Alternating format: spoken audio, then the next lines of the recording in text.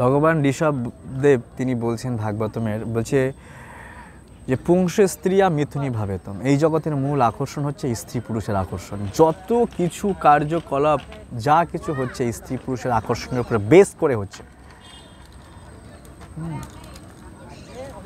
কেন? তয়োর মৃত হৃদয় গ্রন্থি মায়ু, এই একটা হৃদয় গ্রন্থি, একটা বিশাল আকর্ষণ, ইন্টারনাল আকর্ষণ, যা অদৃশ্য শক্তি, যা দেখা যায় না।